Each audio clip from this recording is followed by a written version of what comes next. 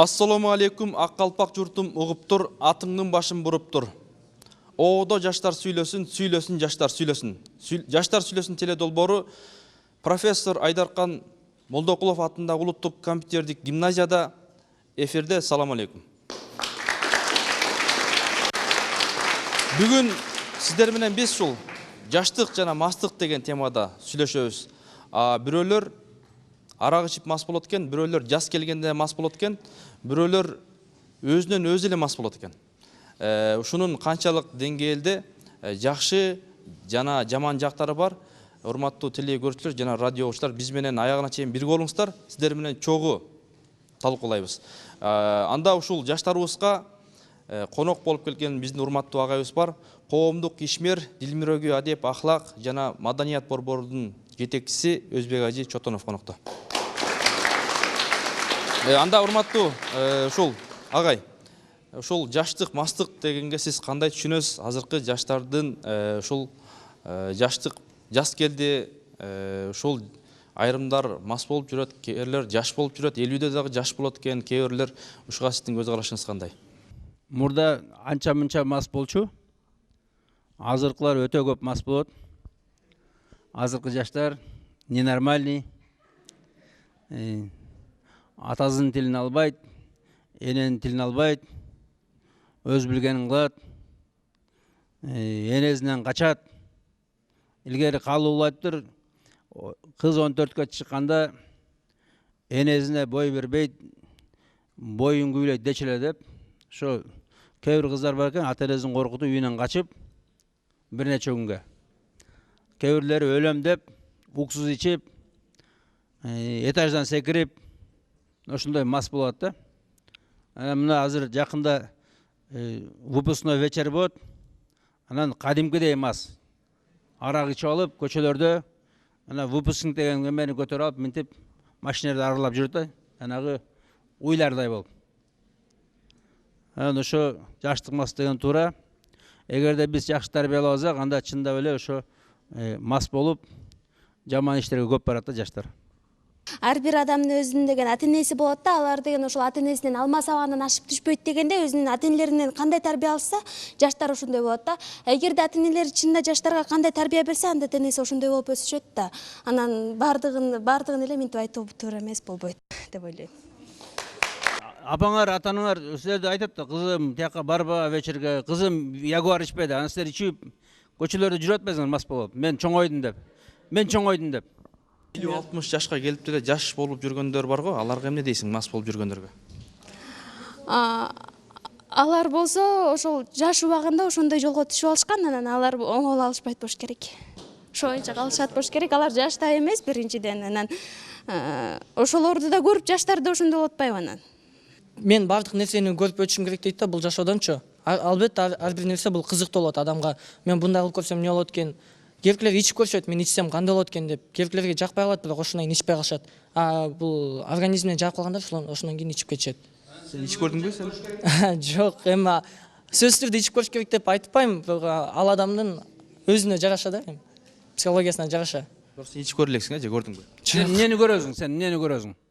Мен көп нерселерге кызыгам, албетте, бирок көп максаттарым ишке ашып элек. Бандит болуп көрүп, мисалы. Кандай? Бандит болуп көрүп, мисалы. Жок, андай. Милиция түшүп көрбөйсүң, бир жакшы жерлер может. Угуп көрүп жүрөм. Милиция мороженое берет сага бияка барганда. Угуп көрүп жүрөм, милиция түшкөндө, ИДНге түшкөндө эмне болуп атканынчы, алардан угуп деле койсуң. Ал жактан сабашат дегендей пытать этишет. Болбогон нерсени мойнун күнөөгө илишет. Күнөөлөр ошентишеби? Ошентип угам көп менин тааныштарыман. Түшүп көргөндөрдөн, Түшүп көргөндөрдөн уккам.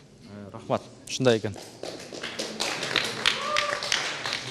Саламатсыздарбы, мен бул жерде мындай деп айтат элем да, ханды Кудай ураарда өз элине кас болот дейт. Улууну Кудай ураарда элүүндө жаш болот. Ал эми ушул жерде мен кандай деп айтат элем, улуудан уят кетсе, кичүүдөн ыйман кетет деп коет да. Анан өзбек ажы жаңы эле бизде ненормальный уйлар деп койбодубу?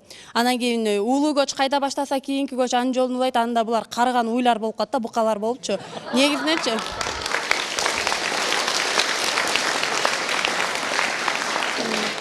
анан кийин мындай болот, тиги кышты Кудай ураарда күн жылымдап жаз болот дейт. Ансыңарындай ушу улуулар бизге өзүнүн кебин айтса, анан кийин биз уй болбой эле адам болобуз да турабы. Ошон үчүн жаштарды күнөөлөбөш керек. Эң негизинен мындай, азыр көчөдө жашынакай кыз кетип баратса, чек-чекинти менен жып машинасын айдап туруп, бир 40 жаштагы жигит ага тийишет да, жигит деп айтышка болбойт, чалчы. Сакалын сүйрөп ошого тийишет. Ошондой улуулардан уят кетип аткандан кийин булар эмне кылат? Ыйман кетет да, бизге деген жол көрсөтүш керек. Чоң рахмат. Жаштар иштешсин. Демек, урматтуу улуулар, ушундай жаштардан силерге ушундай сындар бар. Өткөндө бир кыз, жана мына тиги жигит айткандай, бир кыз мен бәрін көрүшүмгө кетип, айылдан бияка качып келиптир да, нарындан бул жакка качып келиптир. Анан агент менен 9 класстын кызы, агент менен 100 лицейдин берден бир жигит менен таанышып, анан 2 күн түнөп, анан кийин ата-энелери келип, берден чоң разборка болот да. Ошондой ар нерсени көрөм деп. Анан ошо жигиттин мойнуна азыр $30,000 илип атыптыр. Мына ошо жанагындай көргөндөр мас болгон ушул да, мас болуп. Бойго жеттим дейт. Анан бойго жеткенде ненормальный болуп калабыз да. Башыбыз айланып калат. Негизинен мындай сөз бар да, бир карын майды бир кумалак чиритет, ал эми бир бактерия 1 тонна сүттү эритет экен да. Ансыңарында ушундай кырчындай кыргыздын жашынакай кыздарын ошондой эле 1-2 кыздар бузуп коюп атат. Мен айтар элем, аларды уяткарыш керек. Мисалы үчүн, ошондой бир кызды алып, мен жеке пикирим да, бир кызды алып туруп, ошентип келип калган телевизорго чыгарыш керек да, мына ушинтип бул келип калды, демек мындай болбогула депчи. Анткени башкалар ата-энеси урушат, анан ошо менен калып калып атпайбы? Андан көрө эл көзүнө көрсөтүш керек ошолорду. Мен айтар элем, бардык эле кыздар андай эмес депчи. Эгерде андай боло турган болсо, анда биздин келечегибиз жок болуп калат да, биздин келечегибиз кең деп төштү көтөрүп атпайлыкпы? Демек биздин келечегибиз бар, ал кыздарды жанан эле уяткарыш керек деп ойлойм да. Ошондо жаш да болбойт, мас да болбойт. Негизи жаштар жакшы элеби бизде? Бизде эми жакшы, эң жакшы, өзүм да жашмын. Ошо жаштардын катарынан, жаштардын атынан сүйлөй турган болсом, бул жерде мындай 5 кол тең эмес, 5 кол барабар эмес. Бардык эле бул баналдуу айтылган сөз болгону менен бунун түбүнө түшүнүш керек да. Анан кийин биздин жаштар азыр жакшы эле. Өзүңүз деле байкап жүрсөңүз керек. Азыркы биздин жаштар жума намазына калтырбай барышат. Демек жүрөктөрүнө ыйман кирип баратат. Ал эми биздин жанагы жабынып, жашнакол кийингендер көбөйүп атат. Демек жаштар бир нерсени түшүнүп бара жатат. Азыркы билим ал, билимсиздин жолутар дейт. Билимдүүлөр көбөйүп, билимдүүлүккө умтулуп жатат. Өзүңүз да суроо бергенде жаштардан жакшы жоопторду алдыңыз, туурабы? Демек биздин азыркы жаштар неме деп айтам да, ортодон бир аз өйдөрөк, эң жакшы деп айтпайм. Рахмат. Рахмат. Анда урматтуу телекөрүүчүлөр, силер жаштардын оюн угуп жатасыздар. Бүгүнкү сиздер менен биз талкуулай турган тема ушул жаштык жана мастык деген тема. Анда мынакей урматтуу жаштар, оюңарды айтсаңар, биздин агайлар силерге бир топ сунуштарды, пикирлерин айтты. Сиз жана выпускной жөнүндө айтып кеттиңиз. Выпускной болгондо андай көчө кыдырып уйлар болот, ягуар ичет, ичимдик ичет атабыз. Кандай уйлар болот? Эми уйлар дегенде кадимки эле уйдун бир эле түрү бар да. Баягы бодомал дегендей. Баягы машиналар менен жүрүп, выпускной лентаны тагып алып дейсиз. Эгерде биз ушундай болсок, өзү жаштар бала чоңду турайт, туурабы? Анда сиздердин курактагылар ошондо выпускной болгондо силердин курактагыларды туруп аткан болуп каласыз да ошондочу. Себеби мисалы 80-жылдары силер жаш болгонсуздар дейли. 86-70 жылдары. Сиздер деле баягындай выпускной дегендер болгон, ичимдик ичүү деген деле болгон да сиздерде деле. Ушул пикирге кошуласызбы? Кандай жообуңуз бар? Бизде мисалы силер бизди турбайсыңар, силер запад турайсыңар. Мына эмеден көрүп, кинолордон, интернеттерден. Ошолор турасыңар. Мисалы биздин убакта андай болгон эмес. Биздин убакта ата-энелер менен Сиздер азыр мындай эле жөн айтып коесуздар, болгон эмес депчи. Сиздер азыр жөн эле болгон эмес деп коесуз. Себеби дегенде биз силер жаш кезиңерде биз жок болчубуз. Факт жок, биз көрө элекпиз аны. Сиз жөн эле айтып коесуз. Кошулбайсың, Мен кошулбайм. Демек, мына жаштардын ою жакшы. Мен дагы айтып кетер элем да, жаман аял башын жубай биттен көрөт да, терисин жыйбай иттен көрөт. Мен бул жерде Нурсултандыкын туура эмес деп айтам. Анткенде мынтип айтып атпайбы, выпускнойду көтөрүп сиз жүргөн жок белесиз депчи. Баардык интернет, Google'дын баарына кирип көр, өзү кажын выпускнойду көтөрүп уй болуп жүргөн эч ким көргөн эмес да. Бул жерден бул жаштардын туура эмес жагы. Нурсултан, мен сага кошулбайм, анткени деген сен улууларды күнөөлөө, өзүң үлгү көрсөт дагы, жаштар деген толкунду колу кармап, бири кармап, анан кийин бир муштундай болуп түйүлүш керек да, кумурска бириксе дөөнү дагы жыгат. Ал эми кумурскачы алың жокпу? Демек колуңан келтир. Рахмат. Эми мынакей Нурсултанга анан ушул Өзбек ажыга кошулгандар, кошулбагандар, жаштар оң тарап.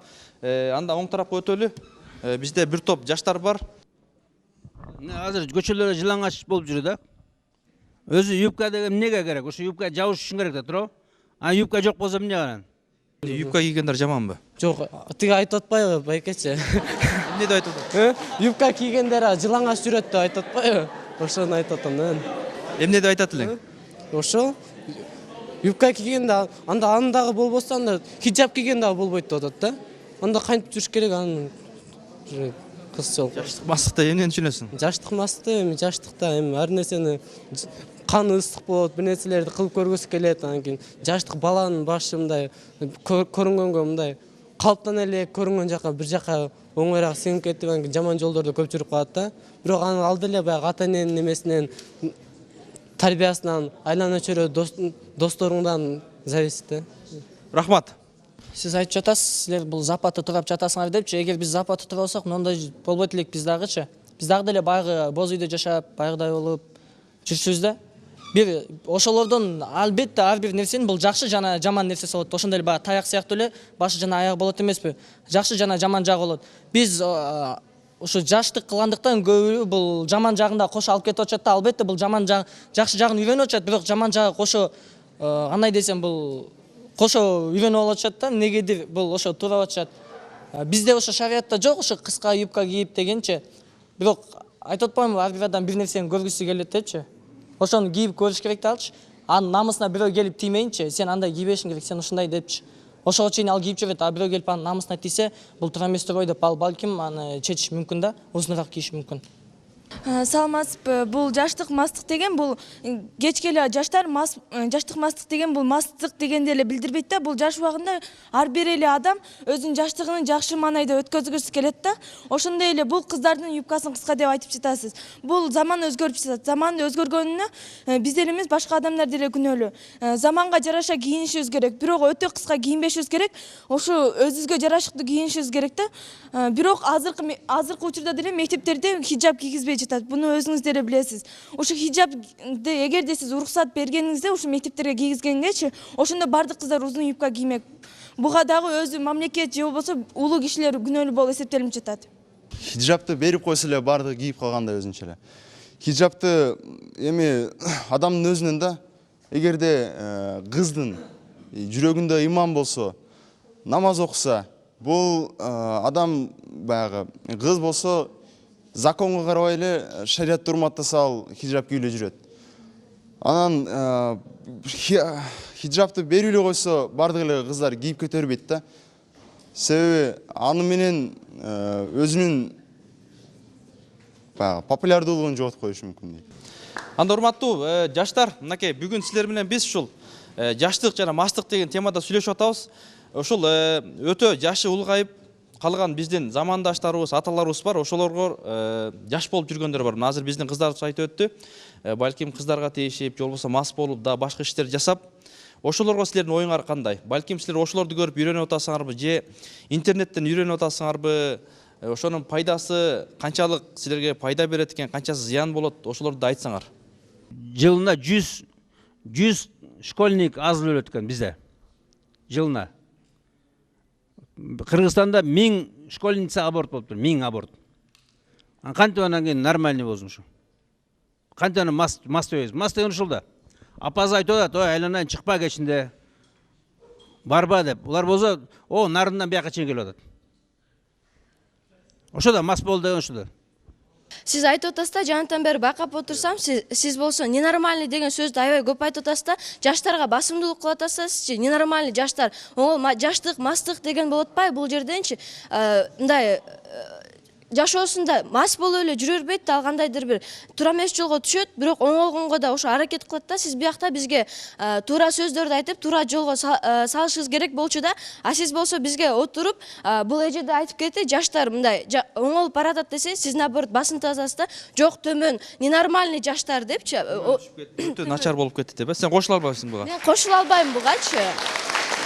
Анан Эмне себептен кошулбайсың? себеби сиз байке айтып атасыз, жанатан жаштар чоңоюп бойго жеткен сайын ненормальный болуп баратат дейсиз да. Ненормальный сөздүн мындай терең, эгерде аны терең алып ойлоп көрсөк, ал бул жерде ал ненормальный деген ал совсем акласы жок да. Бизде ошого салыштырып коюп атасыз да. Уйларгачы, уйлардын ал биз адамдар, жаныбарлар менен, аң сезимдер менен айырмаланабыз да байке. Сиз бизди уйларга салыштырып, особенно кыздарды да бойго жеткен сайын силер ненормальный болуп баратасыңар дейт да. Бугасы вообще кошула албайм сизгечи. Кыздар чоңойгон сайын нормальный эле болуп чоңоет, Нормальный топтолугу менен эле, эгерде воспитаниядан эметет да болчу, тарбиядан болот да болчу. Сиз ата-энеңизди да күнөөлөп койгон болуп атасыз да, сиз ненормальный депчи. Сен мен жигитти сүйдүм деп аз эле өлсөңөр нормальный эмес ошол? Ким сиз асынып өлгөн кызды көрдүңүз? Перед фактом можете поставить? Сүйгөнүмө жетпей калдым деп өлүп атат. Сүйгөнүмө барам деп өлүп атат. Ата-энесин жин салып бербей кой деп коркутуп өлүп атат. Ушу нормальный баран. Эмнеге силер эметесиңер? Кичинекей бир салып бербей койсо өлүп аласыңар.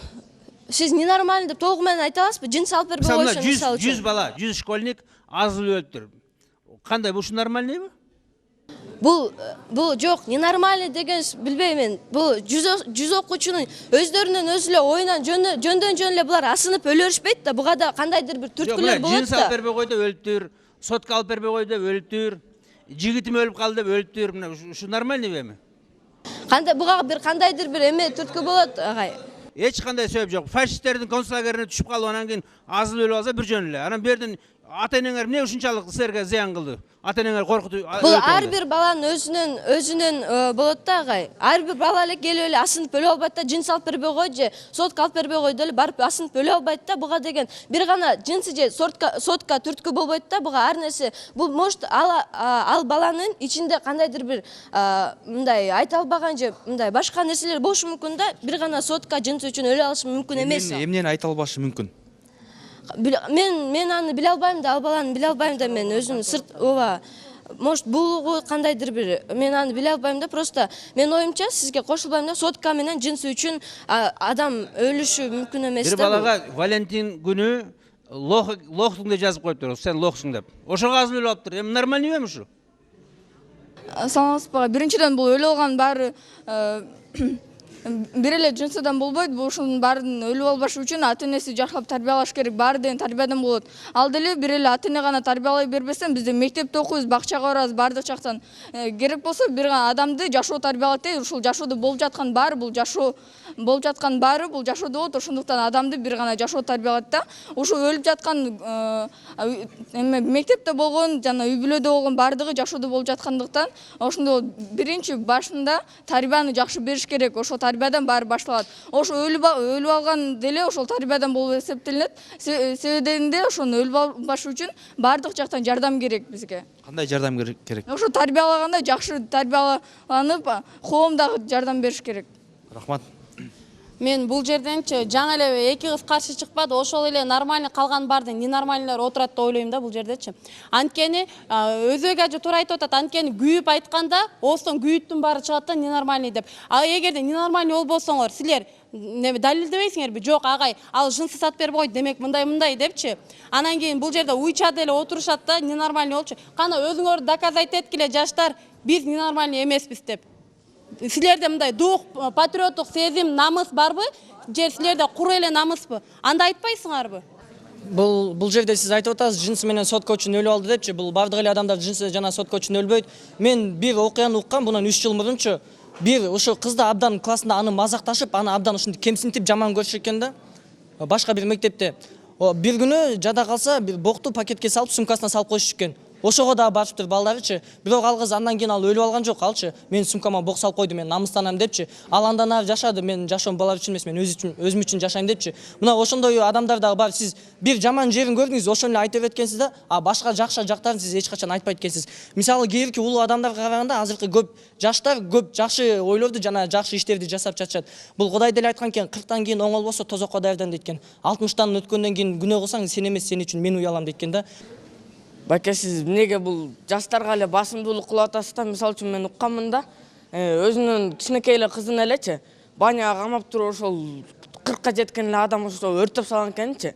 Анан өзүнүн аялы менен эме балдарын деле кошуп туруп ошо ыргытып атпайбы? Мисалы үчүн 40ка жеткен эле аялдар деле төрөп туруп ошо туалетке ыргытып атпайбы? Алардын силерде деле бар турбайбы? Эмнеге жаштарга эле айтып атасыңар да?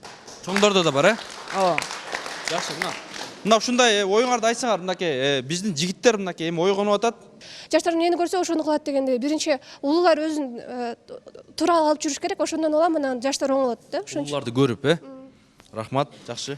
Эмне үчүн сиз бир гана жашты көрүп, бизди баарыбызды уйга салыштырып атасыз? Сиз бир эле адамды көргөнсүз, ошон үчүн бүт жаштарды ошентип айтып атасыз. Мисалы, азыр телевизордон көрүп жаткан сизди эч ким молдой деп айта албайт. Анткени сиз ненормальный, камай деп орусча сүйлөп атасыз. Сүйлөө речиңиз вообще мындай жарашпайт экен да, молдонукуна. Сизди эч ким молдой деп айта албайт.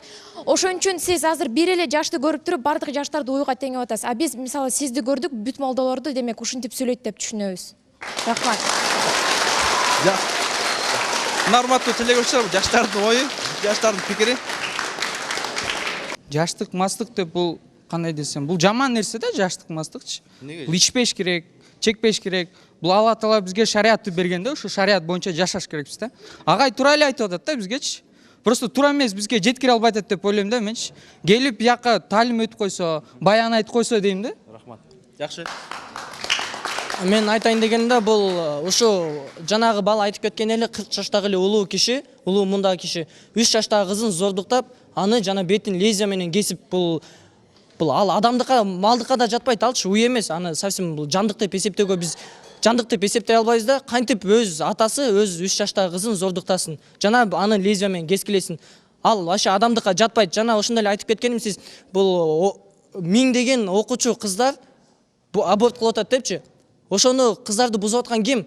Азыркы улуу жаштагы муундагы маньяктар.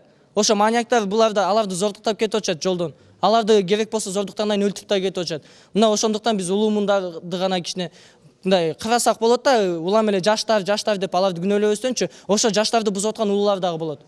Улууларды жакшы жагын алыш керек, Сиз айтып атасыз да, мурдагы азыр деген ошол жаштар сүйүп же да бир нерсе мындай алып бербей койсо өлүп атат депчи. Сиз аны кайдан билесиз? Может, алардын андан башка да себептер болгон. Сиз ошолордон барып сурап көрдүңүз беле?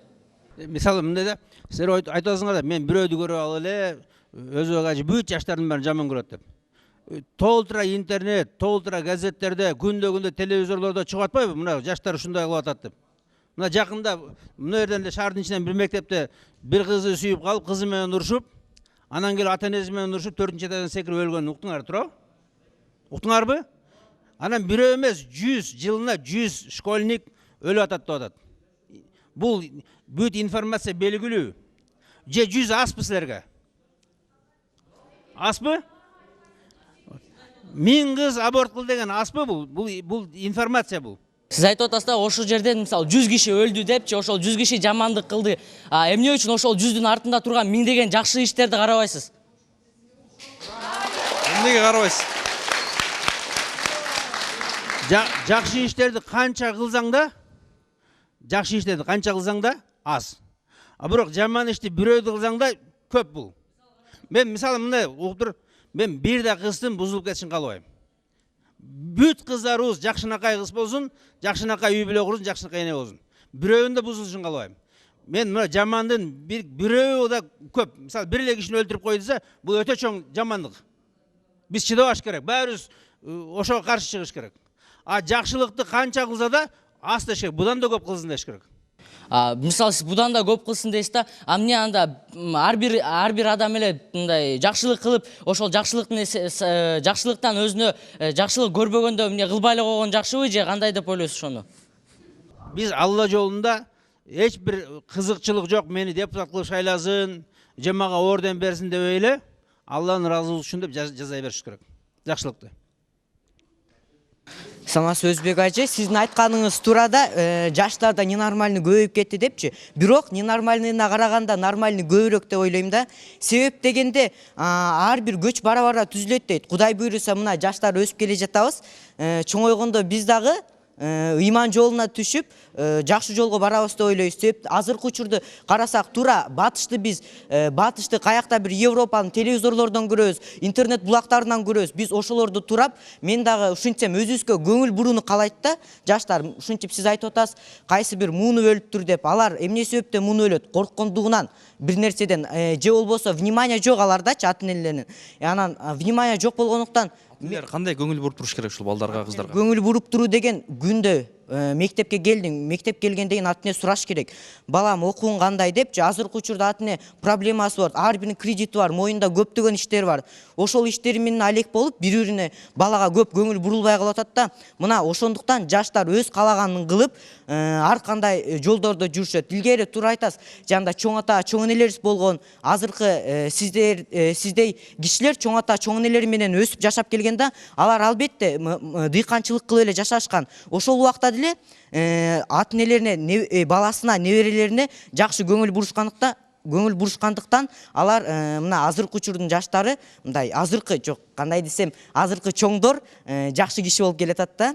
Мына ошондуктан көч бара-бара түзүлөт. Биз да Кудай буйруса чоңойгондо жүрөгүбүздө ыйман болуп, жакшы кишилерден болууга аракет кылабыз. Жаштар сүйлөсүн. Жакшы ой. Мен бул жигитке абдан кошулам. Себеби азыркы учурда улуулар мисалы үчүн өзүлөрү ар кандай иштин аркасынан башка өлкөлөргө кетип калып атышат. Алар кетип өзүлөрүнүн балдарын бул өз өлкөдө калыптырып коюп атат да, өзүлөрү башка жакта жүрөт. Демек ошондой балдар кандай тарбия алат? Ата-энеси жок. Ата-энеси жокта алар кандай тарбия кылып өсөт? Ошондуктан улар өзүнөн баштасын. Ата-эне өзүнүн балдарын жакшылап кармасын. Эгер ата-эне өзүнүн баланы туура тарбия берсе, эч качан бала жаман жолго түшпөйт. Жүздөгөн школьниктер бул ата-энесине табынып, сүйлөшкөн кызына табынып, бул этаждардан секирип өлүп, асынып өлүп атышат дейсиз. Бул ошо кыз менен урушкандан кийин баланын көңүлү жок, маанайы жок үйдө отурат. Ата-энеси жумуштан чарчап келет. Анын өзүнүн проблемалары башка көп. Балам сага эмне болду деп анын маанайын сурап, анын иштерин сураган ордуна ата-энеси багы жумуштан ачууланып келгендиктен кайта баласына асылып, ошо күчүнүн баарын баласынан чыгарышат да көп учурдачы. Мына ошондой кездерде дагы бул балдар бул жактан да кысым болсо, ата-энесинен да кысым болсо, же достор жок болсо, же балким досторунан да кысым болсо, анда бала ойлойт: мен бул дүйнөгө эмнеге келдим? Мен бул дүйнөдө ордум барбы же жокпу депчи. Мына ошондой учурда дагы бул адамдар өздөрүнүн өмүрүн өздөрүн өлтүргөнгө чейин барышат да. Ошентип жооп бермекмин. Кыз менен жүрбөй койбойбу? Эмнеге жүрөт? Мектептин баласы эмне кылып жүрөт? Кыз менен эмнеге жүрөт? Сиз деле бул жубайыңыз менен сүйбөй үйлөнбөсөңүз керек, агай. Мен оюмчачы, бул ар бир адамда бул сүйүү болот деп ойлойм. Анткеничи, бул ар бир адамдын сезими болот. Сүйүүнүн көптөгөн түрлөрү бар да, ата-энесине, досуна, кызга деген ар башка сүйүүлөр болот. Ошондой эле бул кызды дагы сүйөт да. Аны бул жүрөгүнүн өзү жок, мен сүйбөйм деп коюш мүмкүн эмес болчу. Анан кызы менен урушса эле баары азыр ойлашат. Жок, мен айтып атпайм, ошону сизге жаңы эле айтып өтпөдүмбү? Ата-энеси да бул жактан кысым кылышы мүмкүн. Себеби жумуштан чарчап келип, бул ошо өзүнүн стрессинин баарын жана жини келген жиндеринин баарын бул ошо баласынан чыгарышы мүмкүн. Себеби ал жумуштан чарчап келип, ошо же начальнине кыйкыра албайт да. Ошо бир кызга эле тарынып отура бересиңби? Сага дагы толтура кыз таап аласың деп койгондур. Эмне азыр ойлош керек? Сүйүүгө мас болуп жүргөн ушул жаштарга, кыздарга эмне деп айтат элең? Кээде мисалы ошол ата-энесин укпай, ошол баягы бир кыз үчүн аркасынан барып кетип жок болуп кеткен дагы жаштарыбыз бар. Аларга эмне дейсиң? Андай болуп атат азыркы учурдачы, бирок бул сүйүүнүн да чеги болот да. Бул мен сүйдүм, күйдүм деп эле ал өзүнүн өмүрүн кыйып албаш керек. Ошо бул өзүнө кандайдыр бир өзүн токтотконду адам билсе, анда бул ошол бактылуу адам деп ойлойм да. Анткени бул көп нерседен өзүн багы куткара алышы мүмкүн, токтотконду билсе. Токтото алган киши нормальный. Анан ошо бир кызга тарынып өлүп алган ненормальный. Кошулам. Жаштар сүйлөсүн. Агай, мен сизди жантан бери угуп отуруп, ошо сиз молдо экениңизге мен шек санап калдым да. Анткени деген ошо молдо деген башкаларга деген ошол совет берет, ал деген момуп жашап жүр, мынтип жашап жүр депчи. Сиз деген эч кимдин бузулганын көргүң келбейт деп атпайсызбы? Андан кийин кайра эле сиз деген сол периште болуп атасыз да, башкаларды тим эле жамандап эле ошолор деле артынан эле ошол жүрүп эле ошол сен ушундайсың, сен мындайсың деп атасыз да. Молдо деген андай эмес, наоборот. Белки сен деген ошо жакшы жакка түртүш керек да. Сен мындай болушуң керек, жөн мынтпей жүр да, мынтип кой да деп. Сиз болсо силер уйсуңар, андай мындай деп эле айтып атпайсыңар. Периште болуш керек, а? Жакшы. Паркта биздин жаштарыбыз, сенин досторуң, замандаштарың ушул ата энесин дагы, байкесин дагы, башкаларды дагы карабайт да, ушул сүйүүгө мас болуп, ушундай образга кирип жүргөн жаштарга эмне деп айтасың? Алардын мен ойлойм да, ушу чөйрөсүнөн депчи, ата энеси үйүнөн жакшы тарбия берет. Балам барып мектепте сабак окуп кел, жакшы оку, могуну алып бердим, сабакты жакшы оку дейт. А мектепке келет, чөйрөсү бузулат, чөйрөсүнөн. Балдар, дос балдары кандай болсо, баласы да ошондой. Саламатсыңарбы? Мен Өзбек ажынын айтканына албетте кошулам. Жүрбөй тамеки чегип жарым жылаңаш жүргөндөр эмнеге чычалайсыңар? Айтса эле миткен жокса, силерди мактай берсе, силер кайра жаман жолго кетесиңер. Жаман жериңерди айтсаңар, силер ошо жаман жол жериңерди оңдоп, жакшы болосуңар. Албетте мен Өзбек ажынын айтканына кошулам. Жаштык мастык деген эмне бул? Жаштык мастык албетте жаштык бүгө эле жаштыкка салып эле мас болуп, машинеден жарым жүрбөй эмеден платоктон самсалап, кыздар балдар болсо мейли, балдар мас болсо кетип калат самсалап. Кыздарга эмне жок? Кыздар теректин түйүнө жатат, кузуп, самсалап үйүнө барат. Эркектерге мас болсо жарашат, кыздарга болсо жарашпайт мас болгон. Ушундайбы, урматтуу жаштар, кимдер кошулат мынакей? Эркектерге жарашат экен, кыздарга жарашпайт экен. Силерде чындап ушундай акыбал барбы? Бул жигитиңер ушундай деп айтып атат. Ким кошулат? Мен вообще кошула албайм сизге, байке.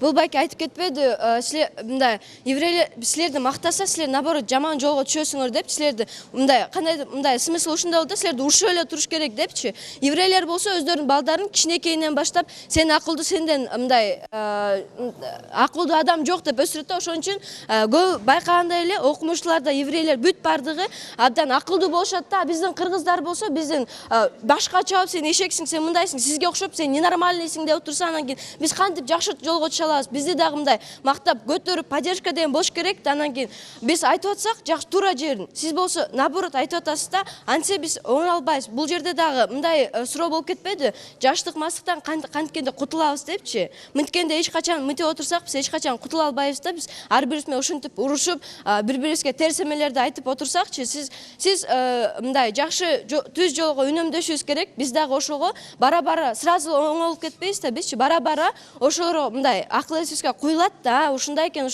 Биз деле адамбыз да, мындай түшүнөбүз да, айткан нерсеничи ошого мындай түшүнүп, ошол бара-бара оңолот деп ойлойм да. Сиз туура жолго салышыңыз керек. Сизге окшогон дагы кандай десем, улуу байке агаларыбыз бизди туура жолго салыш керек да. Мынтип жамандап отурбайчы. Мисалы мында ата энелер айтып атат кыздарына: кызым барба, кызым жүрбө, кызым сүйбө деп. Силер болсо жок, сүйөм, күйөм деп атасыңар, туурабы? Анан жанагындай нерселер болуп атат. Ата эне уят болуп атат. Мына өткөндө бир жерге барсам, Айгерим, я тебя люблю деп бүт заборлорго жазып бериптир. Ошол жерден ата эне өтөт да. Анан сурасак 9-класстын кызы дейт. Бүт жигиттер келип жазып берет экен. Уят да эми, ата эне уят болобу? Биякта кызга кошулбайм, сен мактап кеттиң, еврейлер кичинекейинен баласы сен жакшы деп. Еврей билесиң, үйлөнгөндөн кийин ата энесин тыштап кетет. Ата энесин жок деп эсептейт. А биздин кыргыздар өлгөнчө карайт. Андай эмес, еврейлер эч качан деп айта албайм. Сиз болсо, может, башка маалыматтарды окугансыз, еврейлер ушинтип тыштап кетет депчи, эч качан тыштабайт. Алар деген ошо акыл эси менен кандай туура жолго салышат, мындай кичинекейинен баштап ошол жол менен кетишет. Алар да ошол сиңип калат. Ошол мен жакшым, алар бирдемсе кыла албай калса, ошого наоборот аракеттенишет да. Мен ошону эмнеге кыла албайм депчи. Еврейдин жолун жолдосоң капыр болосуң, билесиңби? Еврейлер ислам динге да эмеге ишенбейт. А сен еврей мактай бересиң, кийин капыр болуп каласың, ошо еврейдин жолу менен кете берсең. Еврейлер не кылып атат? Жарым кыргыздардын хиджапты айтып атат. Арабтар ысыкта кийчи деп, ысыкта киет арабтар деп. Силерге келди го, мини юбканы жөнөттү, туурабы?